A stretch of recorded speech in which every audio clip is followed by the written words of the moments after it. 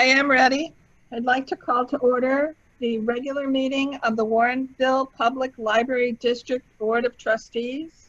Today is Wednesday, June 17th, and it is 7:12 p.m. Before we proceed any further, I do need to read the following statement. This meeting is held as a virtual meeting given that the Illinois governor has declared the coronavirus pandemic a disaster. I have determined that an in-person meeting is not practical or prudent because of this disaster. And now I'm going to call roll. When I call your name, if you can confirm your presence as well as that you can hear the audio. Trustee DeRocher. Present. Yes, I can hear. Trustee Luzon. Here, and yes, I can hear. Trustee Richardson. Here, yes. Trustee Stoll.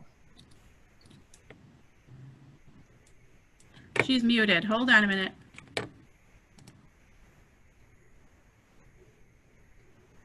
I'm here and I can hear everything. Good deal. Trustee Warren. Present. I have audio. Trustee Pika is also present and can hear. Trustee Ritsika is not in attendance. Next item on the agenda will be the approval of the agenda. I, as always, am going to suggest, unless anyone feels differently, that we remove items 19 and 20, which relate to the closed session. And I'd also like to remind everyone that if there is any item listed in the consent agenda, which is 7A through 7I, we should pull that from the agenda at this point and put it in the regular agenda, item 8. Otherwise, we can proceed. I would like to take the budget off of the consent agenda. I have a question about it. Okay, because once we approve the consent agenda, we will not be able to discuss anything. So, Secretary Luzon, when you read that, we will eliminate H. Yes. H and place it as item A in 8. Is there anything else anyone would like to remove from the consent agenda? Okay. Going once, twice, gone. So if I could have a motion to approve the meeting agenda, please. I move that we approve the agenda as amended. Second. Who was the second, please? Heather. All right. Motion was made by Trustee DeRocher and seconded by Trustee Stoll. All our votes tonight will need to be roll call votes. So we'll start in the beginning. Trustee DeRocher. Aye. Trustee Luzon. Aye. Trustee Richardson. Aye. Trustee Stoll. Aye. Trustee Warren. Aye. Trustee Pika also votes aye. The approval is approved as amended. Item number 4 on the agenda, presentations. I'm not aware of any. Director Whitmer? No presentations tonight. Do we have any public comments? I do have one, and I'm going to just check my email one last time. Sorry. Take your time, please. Okay, I only have one comment that we received, and this is from Jen Moore, who is one of our adult services librarians, and it does pertain to one of the topics being discussed tonight. So she says, I saw the note in the agenda about discussing returning to in-person board meetings in the future, and since I've seen this confusion crop up in a few other places, I have decided to be the person carrying this reminder around to everyone. The CDC has recommended masks in addition to small gatherings and social distancing of at least 6 feet apart, not masks or 6 feet of distance. And she has provided a link to the CDC website where that information is shared. Just so that's an FYI. I think she's just stressing the fact that masks are according to the CDC, masks are in addition to social distancing and small gatherings. It's not an either or situation. So So, at this point, we're not discussing it until later in the meeting, correct? correct. That is correct. Okay, thanks, Jen, for submitting that. Anything else, Sandy? Nothing else. Okay, then if there is no other comments, we'll move on to correspondence, which is on page 3 and 4 of your packet. We have an email from Betsy Dudek that was included in your packet. Unless there are further comments regarding this, we will hope that you have read it, and if you have anything to say, now would be a time. Those of you who did not receive a hard copy of the packet, meaning our public, this letter is available online for you to read if you so choose to do so. The other piece of correspondence then, Oh, I'm sorry. I was gonna ask for comment. I really like to comment on this. Okay, I didn't hear any reaction. Thank you. Please proceed. So this is Barbara. I very much appreciate Betsy's comments to the library about this. She starts off with a very grateful tone and ends in a grateful tone, but brings up some pretty important points. And I know that accessibility is on our strategic plan, and I want to state that accessibility is certainly something that we're working on, and you'll hear more about that as we move further on into the agenda tonight. But I'm wondering, Sandy, what the management team, what else the management team has on the docket to address some of these issues. The management team first saw this letter as part of the packets. This has not been discussed. Okay. We have tried things in the past. So, you know, and as part of our strategic plan, last year we made one of our librarians who speaks Spanish a full-time position so that she could start to reach out to organizations like Warrenville Youth and Family Service that already have the trust of a lot of the specific populations that Betsy is referring to in her letter. So this year, which of course has been kind of cut short in terms of what we're able to do as outreach, was really kind of a fact-finding year, getting connected to these organizations and then working to find out what these populations actually wanted. Because in the past, we've tried, we've aimed kind of at the target, and we've never connected with the population that we're trying to reach. There are, I think, some specific suggestions, and I did reply to Betsy when I received this email. There are things that we've tried in the past. Sometimes getting into the schools is not as easy as it would seem. So we do some outreach there. We have 3 STEM programs at each of the elementary schools every year. She, I believe, suggested the possibility of using Summer Lakes Clubhouse, which at the time we wanted to do programming there. I don't believe that that clubhouse was ADA accessible, which kind of eliminates it as a location for our programs. That may have changed since the last time we did this. But this is certainly something that our staff can discuss as we move forward and try to address things.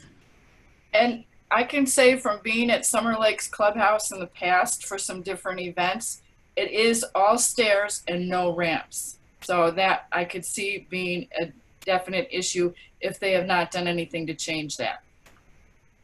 Still, I think that that as part of our trying to make the library accessible, more accessible, and in light of Betsy's comments here, which I very much am in alignment with, I think that it should be something that the management team or whatever you deem necessary takes up in a big way. We really do need to try to make the library as accessible and inclusive to all. And it's something that our board has talked about at length. It's great to hear that other people in the community are also thinking about this, but it feels like it's a very timely issue, but it's long overdue that we are more accessible. And I'm not placing blame anywhere. We just really, really need to start thinking about how we can do it. Okay, so that's a discussion that I can certainly have with the management team, with the understanding that if additional resources are needed to provide these services, you may be looking at, the board may be looking at trying to find a way to raise additional funds for those services, or make the decision to cut other services to make those possible. Just from a budget perspective right now, it would be deciding some priorities. And the time, I'm just going to be honest, the time that these discussions usually happen is before we start to prepare the budget. So in, I want to say February, I may have asked for input, given an update kind of where we are with the strategic plan, and asked the board for input on things you would like to see us try. So, you know, the next time that comes around, please bring that to my attention. If, you know, what we're attempting to do at this time with the strategic plan is not enough and you want us to push something forward, we can certainly consider that and, you know, let other things fall off of the strategic plan to put something else forward and make it a higher priority. I don't have any, when I said that it's long overdue, I don't feel like we're in a position that we need to implement something immediately. I'm not stating that at all. I would just really like the management team or the librarian staff, actually, everybody, to be thinking about it. And when we do come to budgeting next year, let's really put our money where our mouth is. You know, let's really try to extend the library out. And I'm not trying to say that we aren't doing that, but we really do need to make this a priority. Okay, so, you know, I just want you guys to be aware of what we've been trying to do. So you know, Diana Abraham, one of our youth services librarians, is part of an early childhood group. Just before the pandemic, she made a great connection with someone in one of the underserved areas, or the area that kids can't get to the library. So we were looking forward to building that connection. That, you know, has gone by the wayside.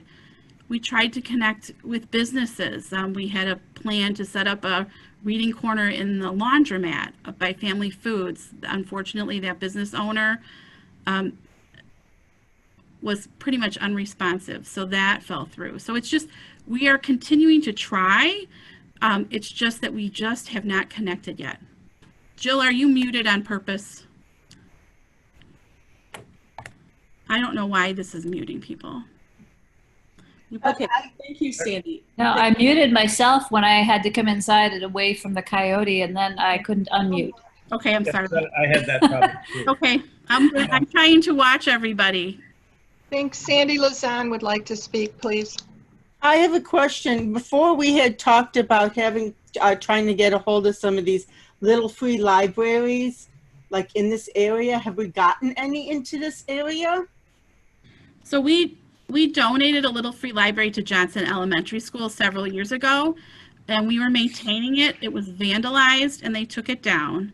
But I believe that they put it back up and there were some parents stocking it. I do not know if it is still there. I mean, that might be a suggestion to Betsy, is maybe, she could sponsor one, or try to get a few more people to sponsor a couple more in the area. So. I believe Rick would like to speak. Yes, thank you. I was pretty much happy with Betsy's letter that was talking about the potential of having an outreach program. And I was thinking that this would be a wonderful thing for us to have Bob's mobile bookshelf or the Peripatetic Biblioteca on hand, and was interested in perhaps looking to find out if Summer Lakes could donate part of their facility, and or Warrenville Youth and Family Services, and or Park District facilities, or even Johnson School might be able to open up a section of a wing for that, and wasn't sure what, and if anything, Johnson School is doing as a summer reading program, or if it relies on summer reading program to be facilitated out of the Warrenville Library or other places. But then I got to the second of that last paragraph, and I was more than a little upset that she seems to think that we are embedding inequities, and that we are either, well, she accused us of either passive or institutionalized racism, and I take strenuous exception to that kind of comment and didn't appreciate it at all. For a writer, I thought she could have done it better. I didn't get that at all.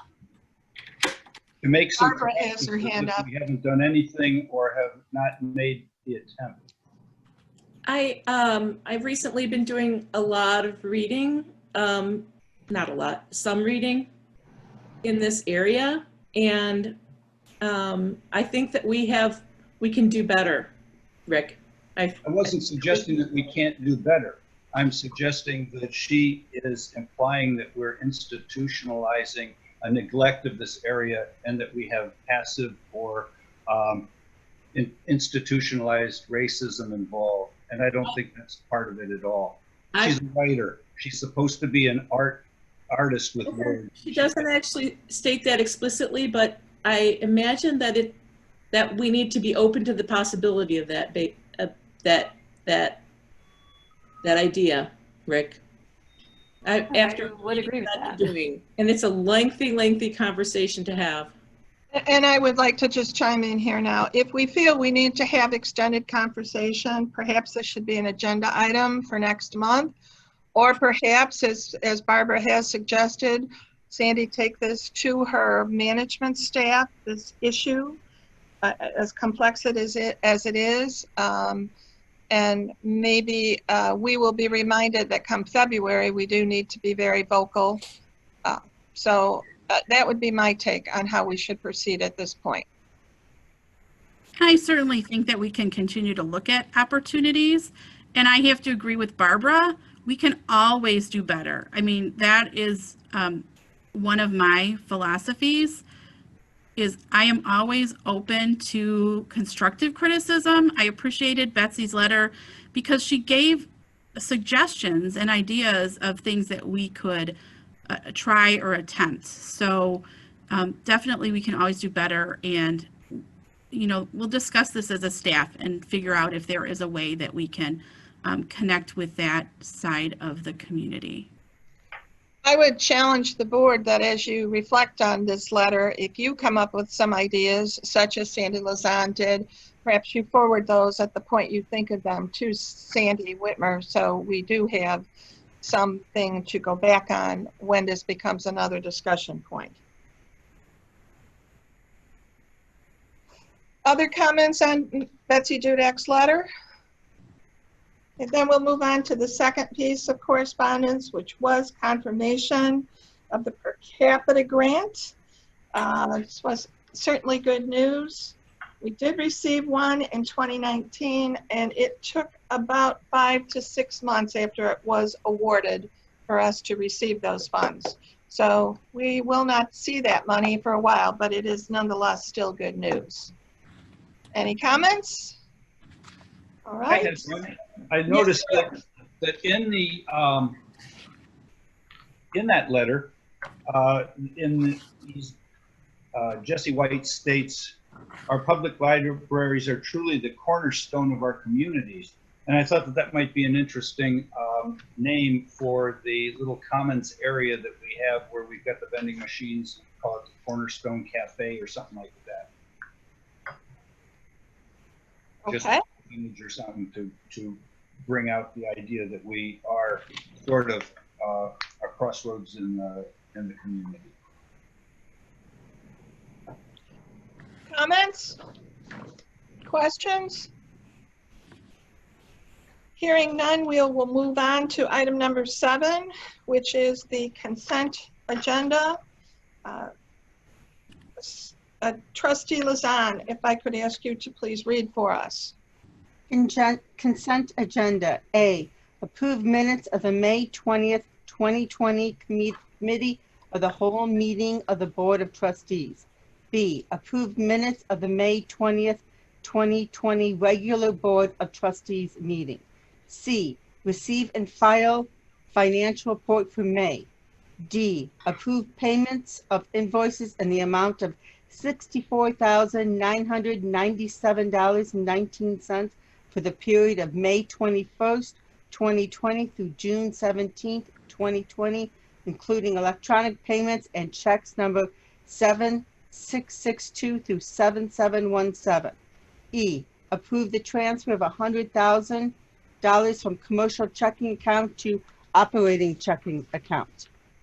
F, extend the resolution delegating authority to make decisions adopted as R-217 on April 15th, 2020 through the next meeting of the Board of Trustees.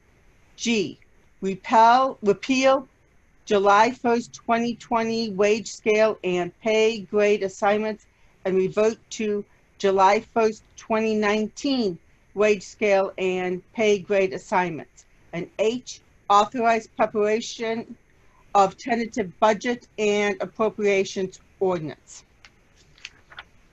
All right, can I have a motion, please? I move that we approve the consent agenda as read. And a second, please. I second. Motion was made by Trustee Stull and seconded by Trustee Warren. Trustee Warren. Aye. Trustee Stull. Aye. Trustee Richardson. Aye. Trustee Lazan. Aye. Trustee DeRocher. Aye. And Trustee Pika also votes aye. Consent agenda is passed. Next item is item 8, regular agenda. Item A is approve the working budget for fiscal year 2021. And I know there is some discussion, but technically we should have a motion first. Is there someone who is willing to make that motion, please? I move that we approve the working budget for 2021. There a second, please? Second. Motion was made by Trustee DeRocher. Sorry, I heard Trustee Richardson as the second. Trustee Warren. Aye. Trustee Richardson. Oh, wait. No. Wait. Sorry. Rewind. Discussion. Sorry. Thank you, Barbara. I just wanted to clarify that we now have a budget surplus of $50,000 in this working budget. And I wanted to clarify that came through savings and employee compensation? No. Director Whitmer, will you please comment that? I can answer. So the change from last month's draft to this month's draft, the surplus did come through those savings in employee costs. So it's a combination of salaries as well as IMRF. So that was the result of the wage freeze through January. Okay. But I want to remind people that surplus is there because we are using developer donations next fiscal year to pay for the debt certificate payments. So there's about $170,000 there that is not normal income that is helping us balance this budget. Okay, and so in your estimation, that $50K needs to stay on reserve and go into our special reserve fund? No, I would keep that $50K in the corporate budget, in the corporate fund. I don't think I would move that over to the special reserve fund because I think that we will need that $50,000 next fiscal year. For the debt certificate payment? Yes, and other expenses probably. Okay. I just wanted to clarify. Thank you. Yep, sure. Okay. Are there any other comments, questions, or discussion regarding approving the budget? I did have one other question. Will there possibly be further savings as possibly we would need to cut back on more programming and or anything else in there? Like if we continue to meet virtually, I don't see the need where we're going to need to have the $500 for treats for the meetings. I don't see that we would, it's possible we wouldn't be able to have the appreciation dinner, especially if we don't find sufficient seating. Some of these other things that may crop up during the year that we simply won't utilize the budget for. You're correct. We could definitely come in under budget on some budget lines. And we typically do come in under budget on some other budget lines. So that is definitely a possibility. And then on the other hand, we could come in over on other budget lines. Correct. It all balances itself out normally, hopefully in the end. Right.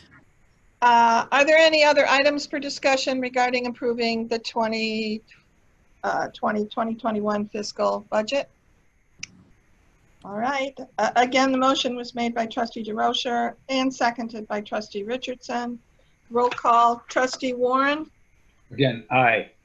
Trustee Stahl? Aye. Trustee Richardson? Aye. Trustee Lazan? Aye. Trustee DeRocher? Aye. Trustee Pika also votes aye. Motion carries. Just wanted to point out, because I forgot before, there were no voided checks. Unfinished business. I don't note of any. If there is, please speak up now. Otherwise, we will move on to new business. Item 10A, which is on page 33 in your packet. This is to approve the Rails Catalog Membership Grant Agreement. If I could first have a motion, please. So move. Is there a second? Second. Wait, can you read And that? now we can have discussion. Wait, Wait, can I ask that someone please read the motion into the recording? I move that we approve the Rails Catalog Membership Grant Agreement. Thank you. Okay. And that was, motion was made by Trustee Warren and seconded by Trustee Lazan. Discussion, please. Wait. It's okay, I can be ready. Okay. So Rick made the motion and Sandy seconded. Thank you, Barbara. Okay. I thought she was just the reader. Never mind, because I thought I read it, but that's okay. All right. If there's no discussion, we will take the vote then. Trustee DeRocher. Aye. Trustee Lazan. Aye. Trustee Richardson. Aye. Trustee Stahl. aye. Trustee Warren. Aye. Trustee Pika also votes aye. The motion carries. Next up is on page 41 of your packet. This is to approve staff recommendation to institute policy revisions necessary to become a fine-free library effective July 1st, 2020. If someone can read the motion and make the I'll be motion. Barbara. I move that we approve staff recommendations to institute policy revisions necessary to become a fine-free library effective July 1st, 2020, including revisions to the following policies. Policy number 210, library cards. Policy 211, loan periods, limits, renewals, and holds. Policy number 212, fine-free library. Policy number 213, recovery of overdue materials and outstanding fees. Policy number 214, lost, damaged, and incomplete materials. Policy number 215, circulation of in-library use equipment, and policy number 520, interlibrary loan. Wow, thank you, Mr. Warren. Is there a second? And motion was made by Trustee Warren and seconded by Trustee Richardson. Discussion, questions, statements. Wow. Who knew we would have to do so much to become a free library? I'm so happy we're moving in this direction. That's all I can say. But And I would like to, I'm sorry, please finish. well, I think this is where we need to go, especially in terms of inclusivity. So yay us. Woohoo! This was something that we've been having in the mill for a year. Yes. And So, I, yay, break out the champagne. Oh, no, there's only 50% for self-checkout. it's off It to was going to be one more year. my I hats just, to Jamie, I'm sorry. so thorough and finding all of the things that we would need to adjust in order to do it. It's really quite great job, Jamie. Yeah, that was my comment as well. Well done to all who were involved, and particularly Jamie, who spent time on this. So I hear a lot of positivity from the board. Anything else? Can I just add here, yes, Jamie did all of the legwork for this, and I am so appreciative of that. Not only did she edit things to make us fine-free library, but she also dug into the policies of the SWAN Consortium so that some of these policy changes will bring us in line with what the policies will be when we join SWAN in December. She's done a lot of legwork that's going to put us in a good position down the road. So my thanks to Jamie as well. Thank you, Jamie. Should we give her a written commendation for this?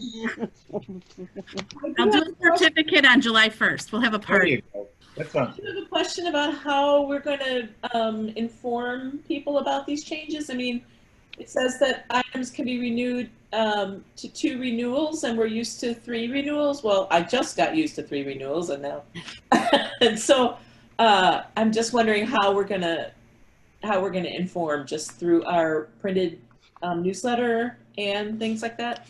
Probably through the e-newsletter for sure, as well as the website. Kathy right now is working on another postcard, but we do not intend to do a, hard launch big celebration of this because that postcard is just about ready to go to print. So we had to wait for the board to approve it before we can really publicize this. But with your approval, there'll be some kind of, I would say, softer sharing of the news right off the bat, but then we will, after July 1st, I'm sure we'll get into it a little more substantially. Yay. Yes, good news. There's a lot of good news at this meeting. There is. A round of applause to Jamie, and I'd just like to say thanks that we only had to do it once and not twice. So we do need to vote. So unless there's any more commentary, I'll take the call. Trustee DeRocher? Aye. Trustee Lazan? Aye. Trustee Richardson? Aye. Trustee Stahl? Aye. Trustee Warren? Aye. Aye. And Trustee Pika also votes aye. Motion carries. We'll move on to page 63. That's how many pages of revisions Jamie did. We'll move on to page 63 in your packet, which is references temporary COVID-19 FMLA leave. So once again, if we can get a motion. I move that we approve temporary COVID-19 FMLA leave expansion and emergency paid sick leave policy with an effective date of March 16th, 2020 and a sunset date of December 31st, 2020. Can I have a second? Second. Trustee Warren. Motion was made by Trustee Stahl and seconded by Trustee Warren. Discussion, please. Questions, comments, applause. Yes. Tried it all. Trustee Warren, do you have something to say? Just applause. Okay. Hearing no discussion, I'll take the roll call vote. Trustee DeRocher. Aye. Trustee Lazan. Aye. Trustee Richardson. Aye. Trustee Stahl. Aye. Trustee Warren. Aye. Trustee Pika also votes aye. A motion carries. We will move on to page 70 in your packet. And this is the COVID-19 employee expense reimbursement. I can have a motion, please.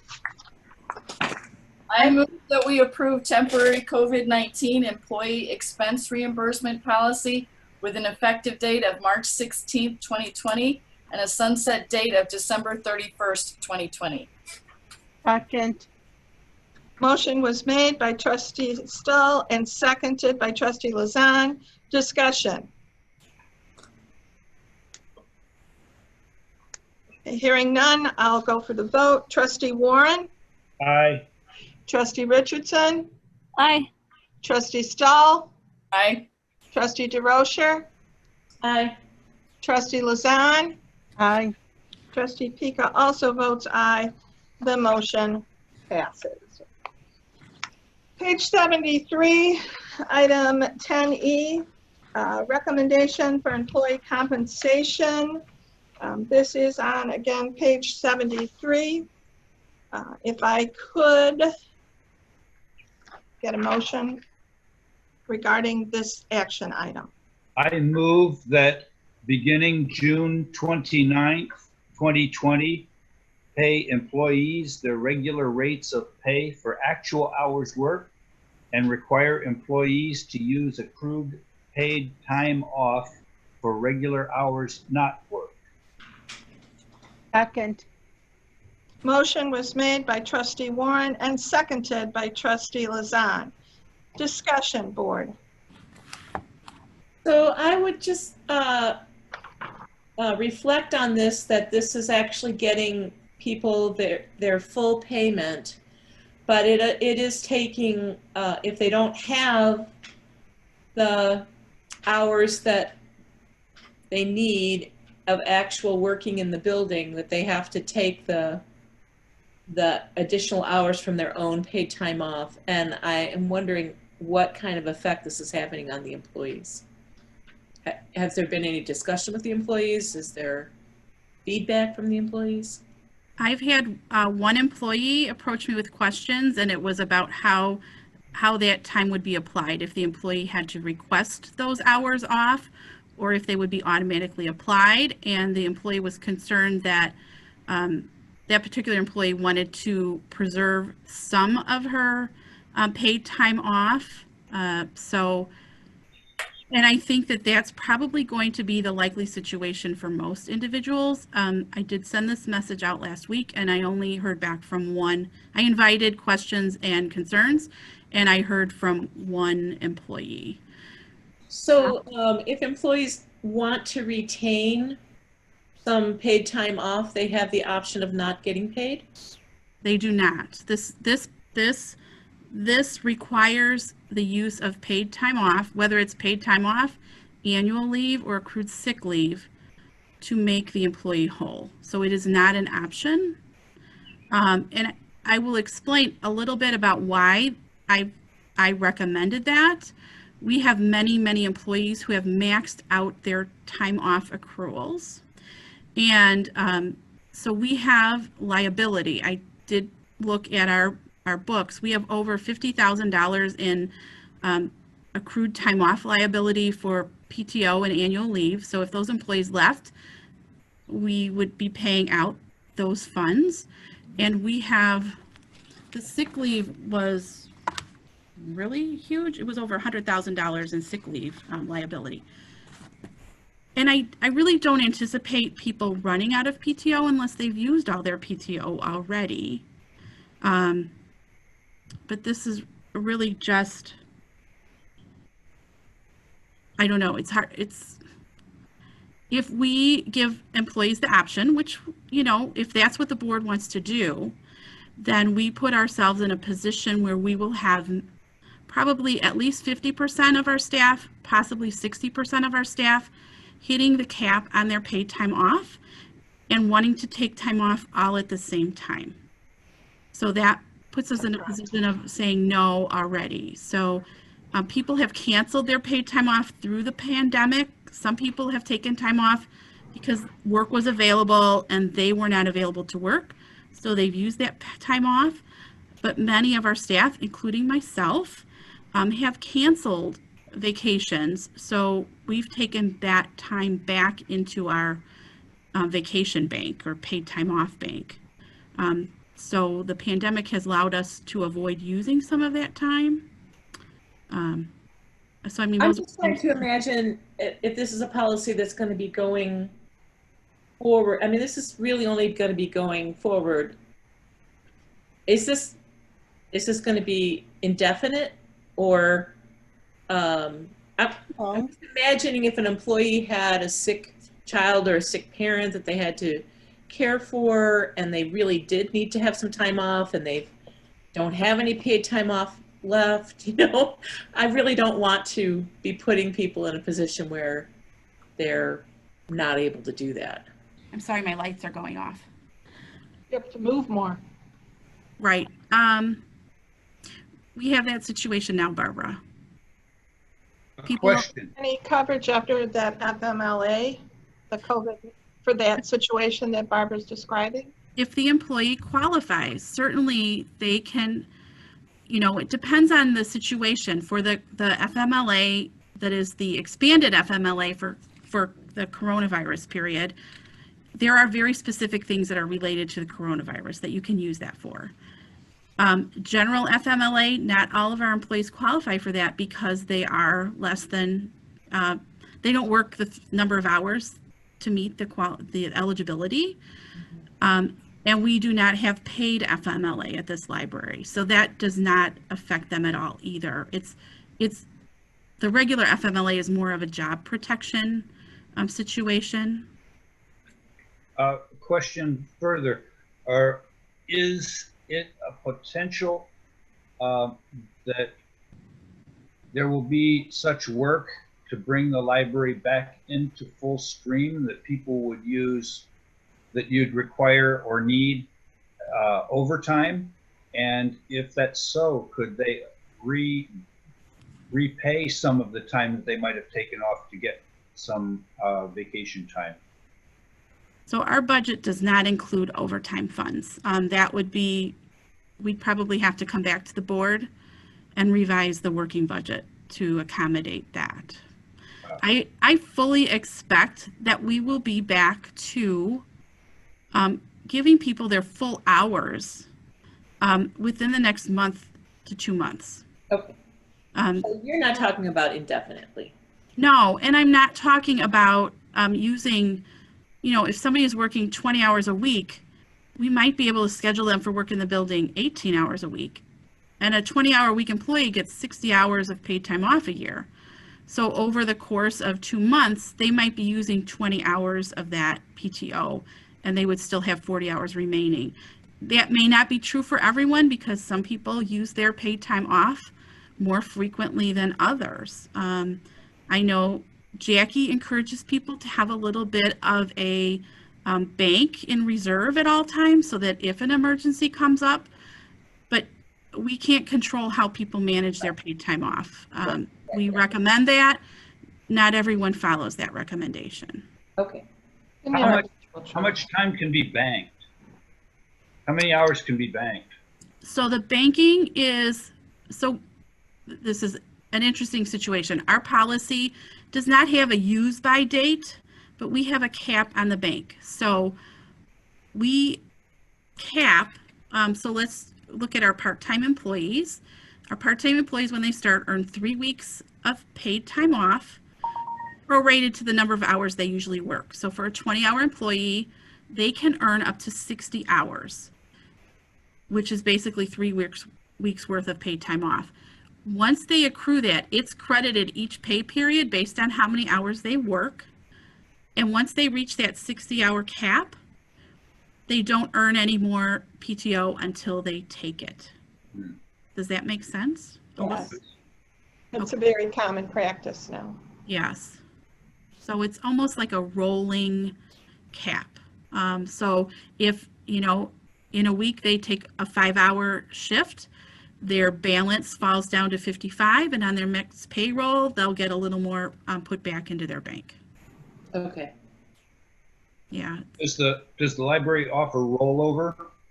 Go ahead. We do not. We do not. Thanks. Yep, you're welcome. Thank you. Are there any other questions, Barbara? Nope. Did you have something to say? Sorry. Okay. If there are no more questions, comments, or concerns, I will take a vote on the action. Trustee Warren. Aye. Trustee Stahl. Aye. Trustee Richardson. Aye. Trustee Lazan. Aye. Trustee DeRocher. Aye. Trustee Pika also votes aye. The motion carries.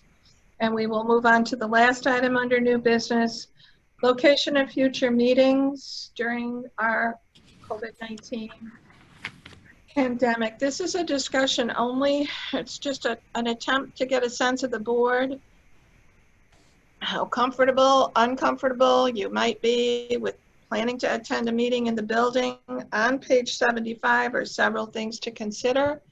I think it is important we remember Jen's public comment about masks being utilized during meetings at this point. So I open it up for your comments and discussion. I'd like to put on my Open Meetings Act officer hat right now, and there are some concerns that I have. It's great at the idea that we're going to be sitting 6 feet apart and masked.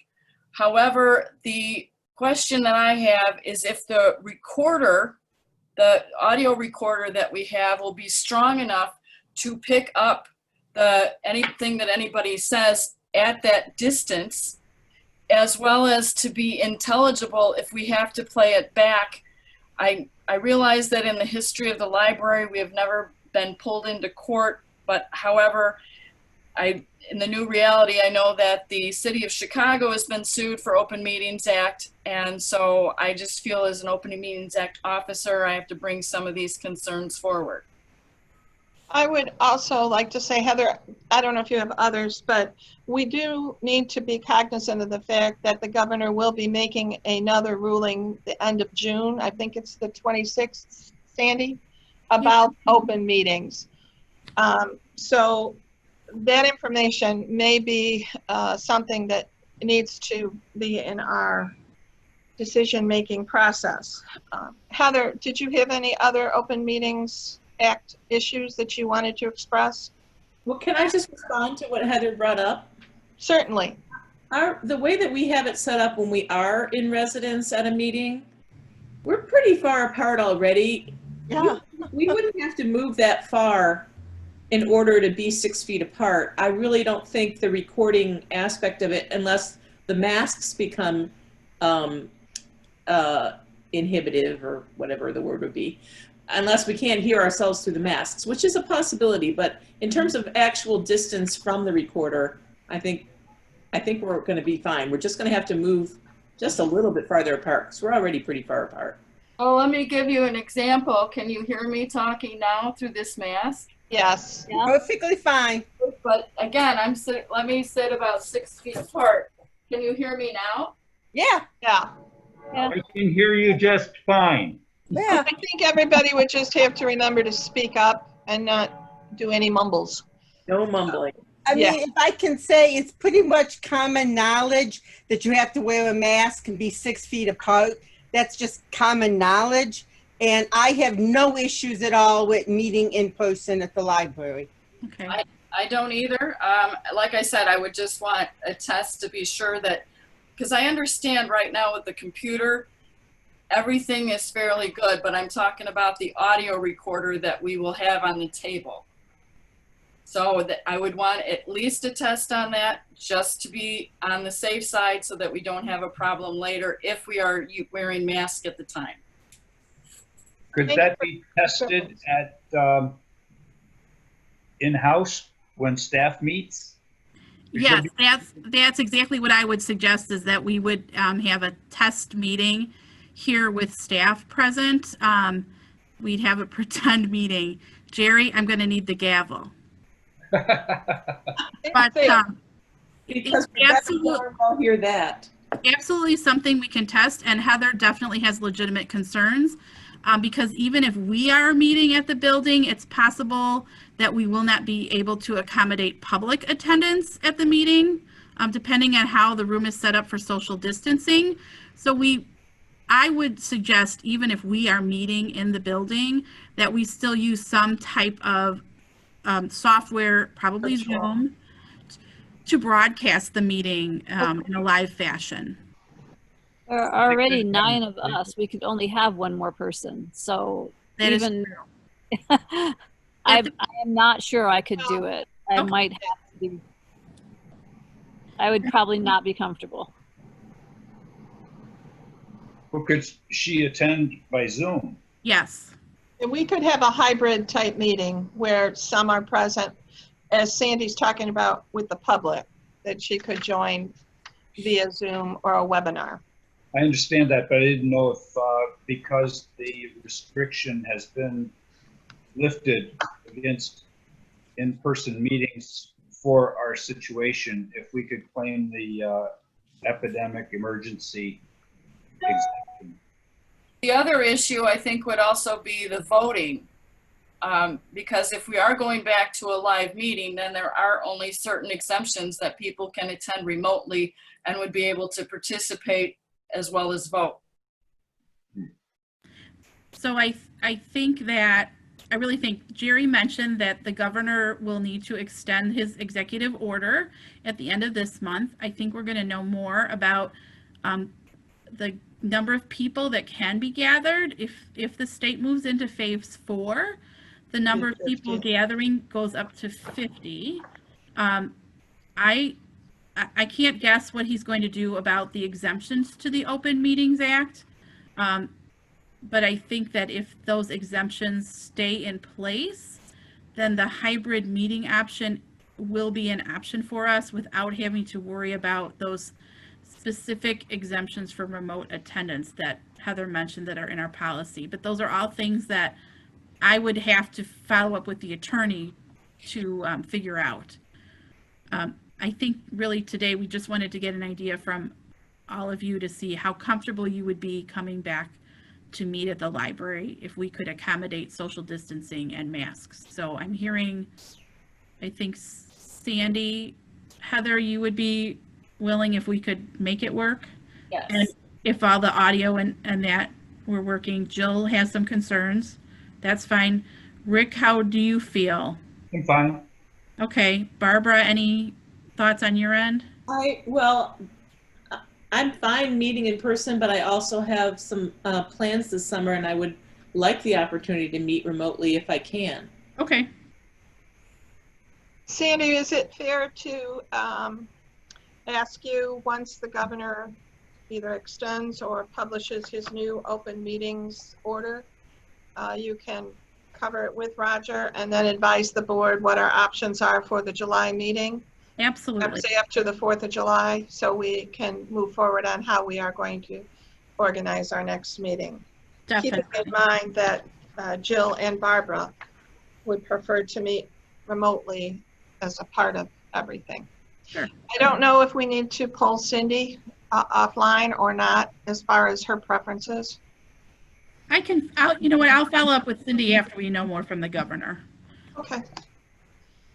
All right, folks, is there anything else anyone would like to bring up for this discussion? Is it likely that we would have to, or do we just have to wait to get guidelines, that we would have to do self-assessment before coming to an in-person meeting? That's a good question that I hadn't included. I don't think I had included that. No. Oh, I did. Yeah, you did. You talked about a health self-assessment. That, I will have to check into that. Because I know right now at the county that all the employees have to go through and have their temperature taken via one of those machines, the body sensing. So, and if we are 100.4, we will not be allowed into the building to work. We've decided not to do temperature checks at the library. So the self-assessment is simply a checklist of things you ask yourself. You know, do I have a fever? Do I have a cough? Do I have this? Do I have that? All the different symptoms, because there are so many different symptoms. And right now our employees are using that before they enter the building every day. So it is something probably that we would implement just for everyone's safety and peace of mind. The food bank has that checklist that you have to certify that your temperature is not over a certain amount. Okay. So that could be part of it. You can do that at home easily enough. Yeah. Everybody's got to do it. Right. Take your temperature at home. But thank you, Barbara. I do. All right, is there anything else that we are And then you record neglecting? that temperature. You record that temperature on the form that you sign and turn it in. This isn't just a, yep, Scout's on, or I promised that this was not the case. You sign your name and date it. You're kind of like the temperature warden. Well, it gives, It is a food bank, I understand their stricter guidelines, yes. doesn't hurt to be rigorous. As they say, in an abundance of caution. Correct. There you go. Anything else from anyone about future meetings? Okay, then I would like to turn the meeting over to Director Whitmer. Her report starts on page 80. And please, Sandy, fill us in with your words of wisdom. So I don't know if I have any wisdom, but I do have, it's been exciting the past 2 weeks. Last week we started accepting returns, and we have bins and bins and bins full of returns to get checked in. So we've been working on that this week. We are quarantining all of our returned items. So if you have returned something to a bin, it is not going to be checked in from your account for at least 7 days. We've kept up so far with those check-ins, so it's about the 8th day we're checking it in. But it looks to me as if we might fall a bit behind for a few days. So don't panic if something is on your account. We are not charging any overdue fees through June 30th, and as you just did for us on July 1st, we'll be fine free. So there are no concerns about getting those materials back to us quickly. We want them back eventually, yes, and with the new fine fee policy, if it's not back within, I think, 2 weeks, you're going to get a bill for it and your account will be blocked. But know that we're not charging any fees on those items that are checked out to you. And then this week, we did a soft launch for those people who had holds in our system pretty much prior to the start of the pandemic. We started calling them and scheduling pickup times for them to come and get their materials. So yesterday was the first day for pickups. It went very well. I think from my perspective, I wasn't terribly involved. Jamie and Paul have really been instrumental in leading a group of staff with the procedures. And our procedures, like anything else that's new, they need adjusting from time to time. So it's a learning opportunity for all of us. And we're just trying to adjust things as we go to make things as easy as possible for all of the members who are picking things up. And tonight I came in and there is just a table full of phone calls to be made tomorrow. So I think the reaction from the public has been very positive. People are happy to get materials again. And now, of course, the next question is, when is the library going to open? And we haven't, honestly, we haven't even started to discuss that yet. We're trying to get this curbside underway, and eventually we will start to discuss if we're going to open, when we're going to open, and what services we're going to offer at that time. You all prioritized computer access last month, so that would probably be the first thing that would come online for us in terms of bringing people into the building. But we'll see what that looks like after. I'm probably going to look at that after the governor's executive order comes through at the end of the month. We'll take a closer look at things. So that's where we are. So we thank all of the staff who are involved in the phone calls and the reminder calls and the scheduling and the pulling materials. And this week our pages were back in the building checking in everything, and they're starting to reshelve items. So I think things are going really well for us at this point with all of that. And this afternoon, Kathy sent out an email. There's an e-news that came out today that has more details about curbside actually really starting up next week. So we will have 6 days a week that we will be scheduling people for those pickups. Rick, did you have a question? Yes, I was asking if part of the preparations are for keyboard covers or kind of shields. I think that they just lay on top and then you can kind of wash them up in bleach water and dry them out and they're ready to go again. So we have several things kind of that we're working on for that. We had a little bit of money left in our technology budget. So Cynthia has actually purchased extra keyboards and mice, and we're fortunate that, now she's going to correct me tomorrow when I get this all wrong, but our computers have, I believe they're USB keyboards and mice so they can plug into jacks in the front of the computer. So when a person, this is our thought process right now. This could change. Again, everything changes. But a person could, when they come to use a computer, we would issue them a keyboard and a mouse to plug in. And when they are finished using it, they would remove it and put it into a bin for us to sanitize at a later time. So we would have enough equipment. Oh, Cynthia's texting me. Yes, that I got it right. Gold star for Sandy. But the other thing, this will make you guys laugh, but librarians, as you know, and libraries are great at sharing information. That is what we do. If somebody has a good idea, we like to share that information. We don't hold it, you know, behind the scenes and share it as our, and keep it as our secret. We share things that work. So I'm going to show you what I've tested on my keyboard at work. Oh boy. You know what I'm going to show you? So this magical stuff called Press and Press Seal and seal. I love that stuff. works really great.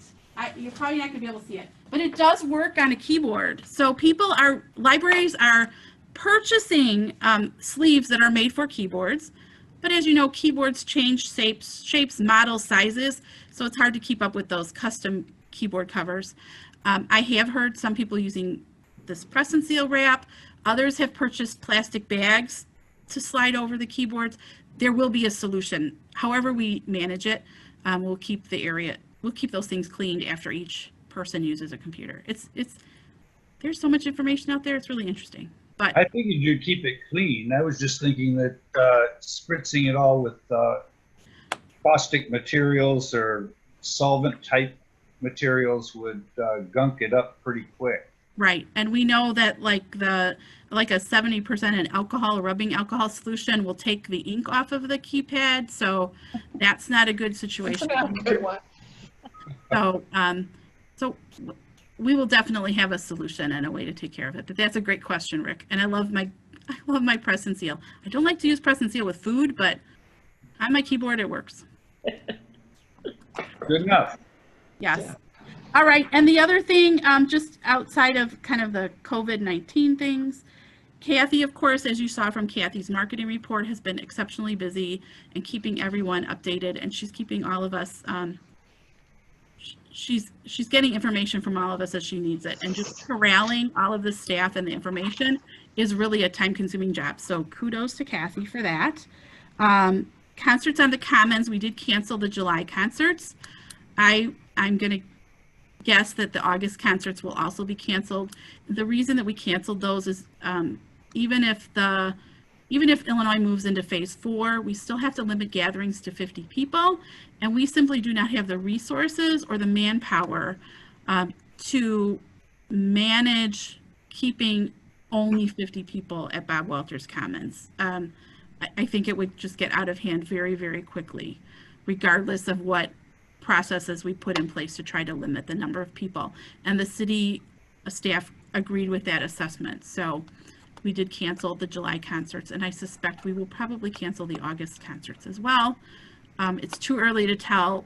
We did rebook everybody that was scheduled in June. We've rebooked them for September. It's really too early to tell what that will look like. And then SWAN, we're moving forward with our SWAN consortium membership, and I'm really excited about that. It's going to keep us very busy. Again, Cynthia and I have been meeting with them on and off for a while, but we've started weekly meetings. Just this week was our first weekly meeting, and now Paul and Jamie are on board for that, for the next phase of the project.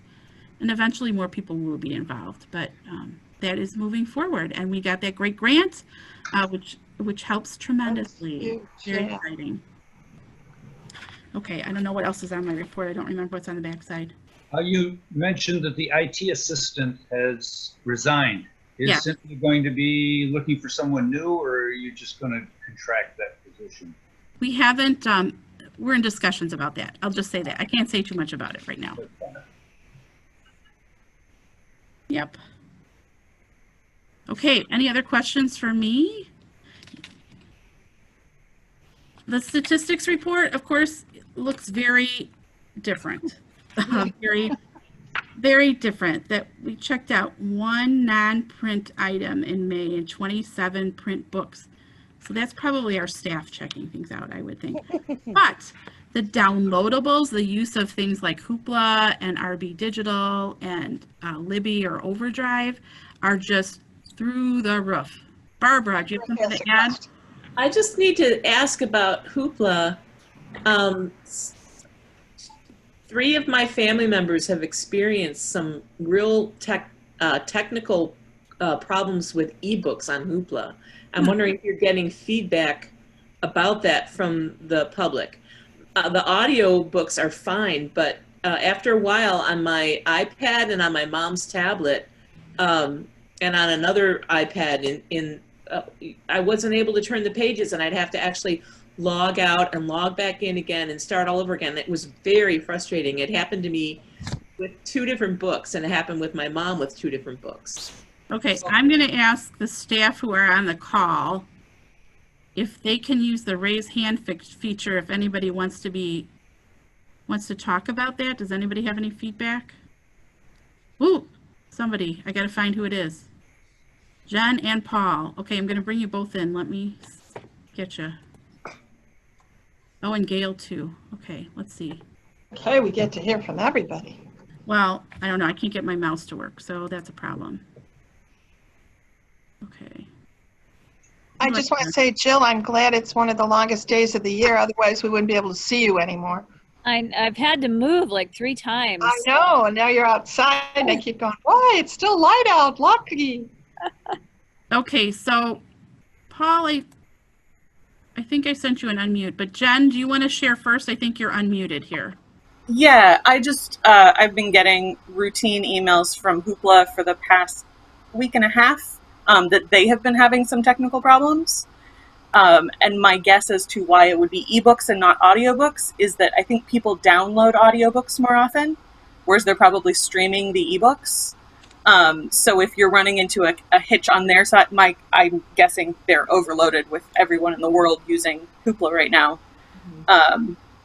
That may be the issue that's coming up. They haven't sent us a lot of details, just we're having some problems. The problems have been resolved. We're having problems again, so.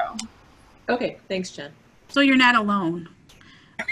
Paul, right? Paul, did you have any consolation? Yeah. Yeah, Jen's completely right. I got, I think, 3 different emails saying that we're experiencing technical difficulties this week. I experienced it last night personally when I was reading comic books on Hoopla.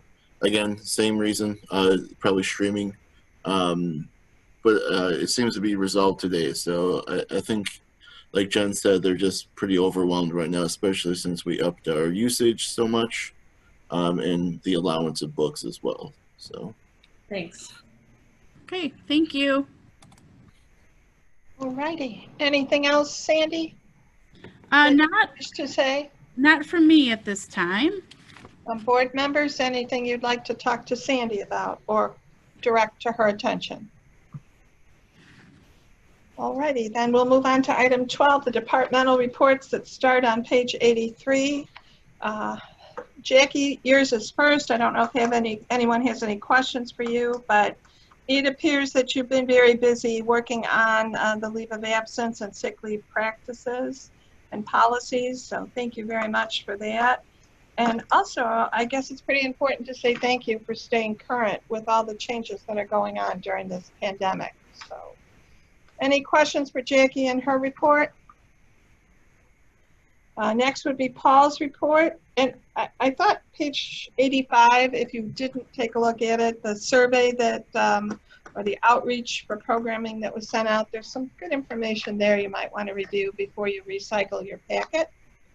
Member services reports, kind of like the statistics. Sorry, Jamie, but not much going on. And no, we're no closer to the bottle of champagne. Sorry. I got a real deal there. The marketing report from Kathy. You know, every month there's more and more and more on this report. And I think my neighbors have commented on those postcards. Those are a great thing that we have. And to our discussion earlier in the meeting, on page 98, a library card registration and reader's advisory process has been done in Spanish. So there is efforts even today toward some diversity and so forth.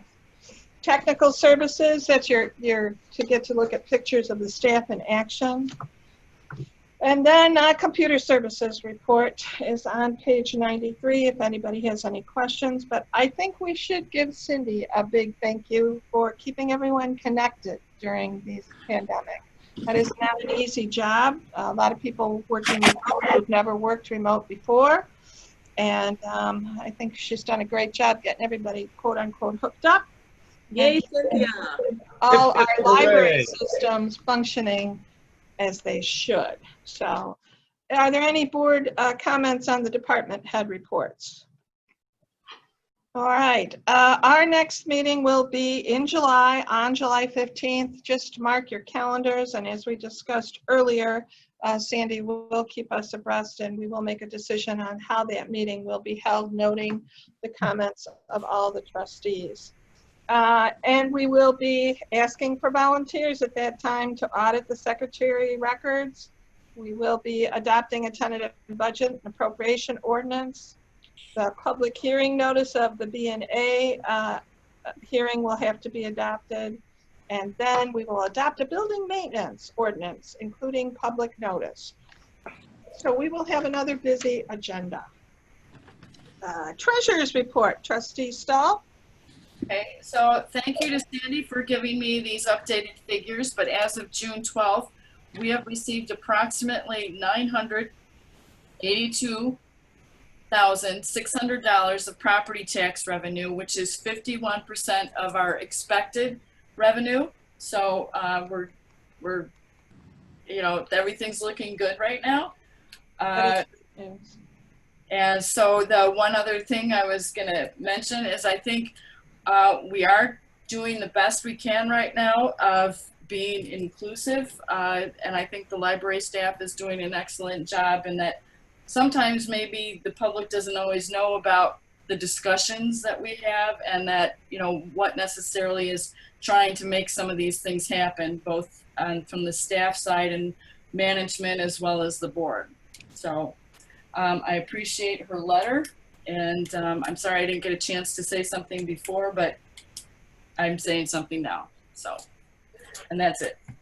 Heather, do you have any information as to whether they're going to extend the second property tax payment?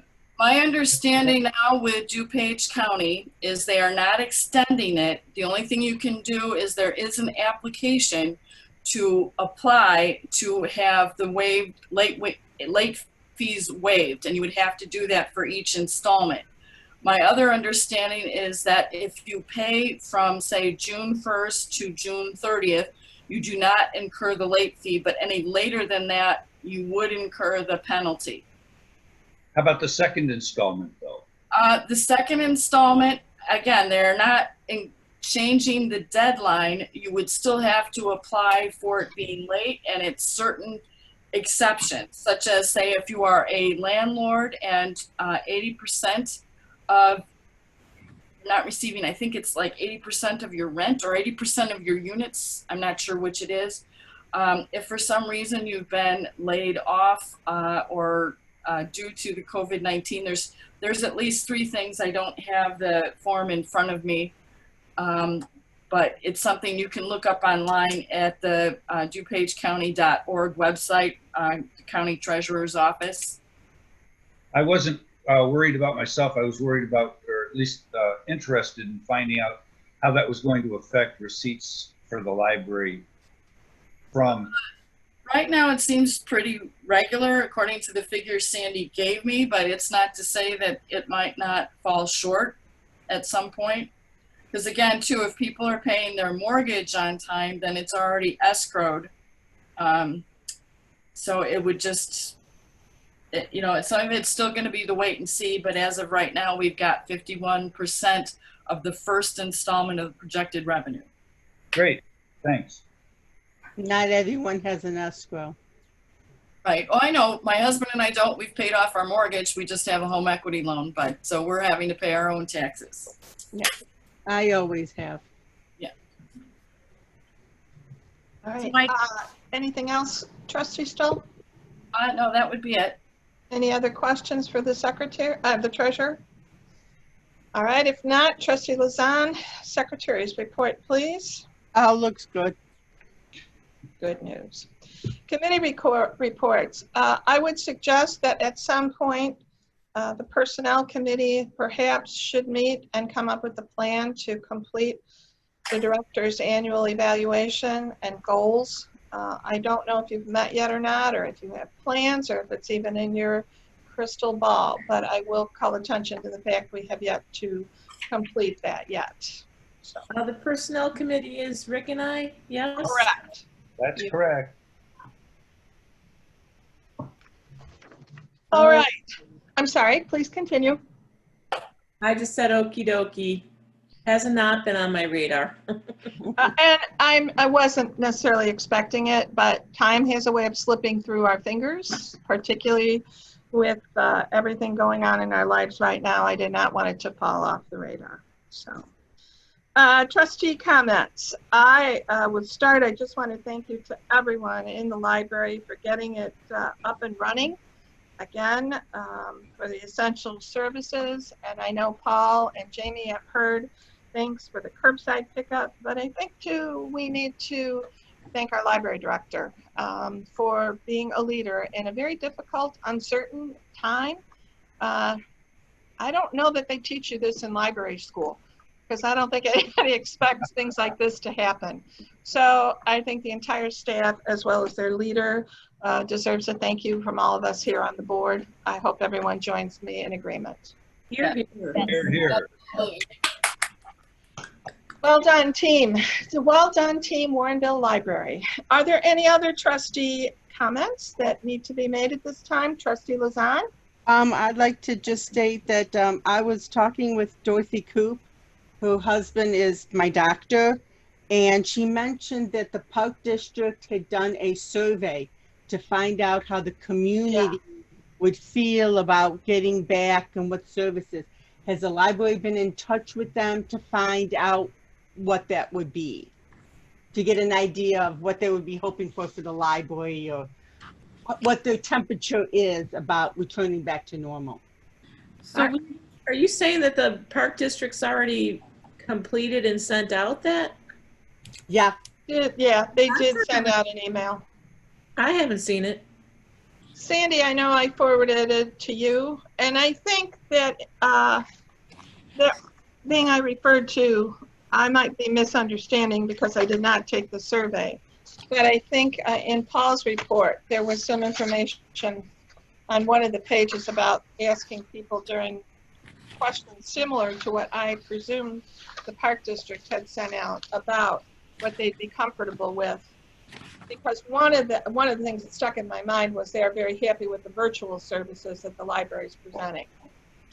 So on page 85 of the packet, Paul has summarized the results of the survey that we sent through our e-newsletter, as well as through different social media channels.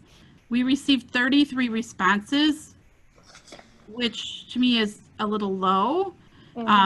But people are just being bombarded with things. So I don't know if that's a good sampling or not, but the results of the survey are there. So we asked about the types of programs. Did they want pre-recorded programs or live programs? If anybody, we had discussed, or not we, it wasn't me, it was the staff, discussed the possibility of creating take-home craft kits for families to work on. And most of people said that they were unlikely to pick up something like that. So that was a good, helped us make decisions. We're not going to spend money on craft kits and preparing them if no one's going to pick them up. The majority of responders have been using our ebook services. Half have liked to post on our social media channels. They've engaged with us there.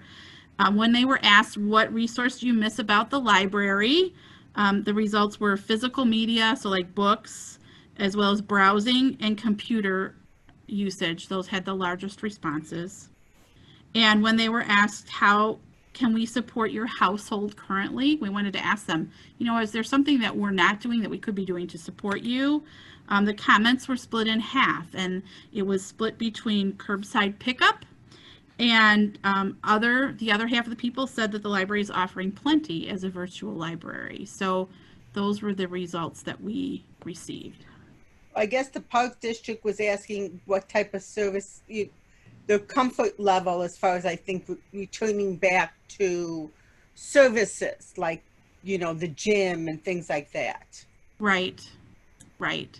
I don't know if that could be an indicator of what people in the community might be looking for as comfort of coming back into the library. Oh, so I could reach out to the Park District Director and see if he'd share the results of that survey with us. You're right. That could be an indicator, just generally, how people Where the feel. community is at. Yep. Okay. All right, guys, before Jill has to get out her flashlight, are there any other trustee comments? Just Any other wondering- item? Yes, Brett. just wondering if there have been any surge in Linda course taking. Had any information on that? I do not have that information. I don't know that. Paul, I would say, Paul, raise your hand if you have that information. Leave your hand down if you do not. I should probably do it the other way. I think we do not have that data right now on hand. But next month, perhaps in August even, we have to, June 30th, of course, is the end of our fiscal year, so we'll start to gather up statistics for the annual report, and we can share that information once that annual report data is collected. Cool. I will note that. Thank you. Yep. Okay. Other items and for information and or discussion? All right. If not, I just heard a ding. I'll need a motion to adjourn, please. I move that we adjourn this meeting. Second. Motion was made by Trustee Warren and seconded by Trustee Stahl. Trustee Warren? Aye. Trustee Richardson? She's waving her hand, everybody. That's No. just mosquitoes. Yeah, it happened again. Aye. Okay. Sorry. Trustee Lazan? Aye. Trustee DeRocher? Aye. Trustee Stahl? Aye. Trustee Pika also votes aye. This meeting is adjourned.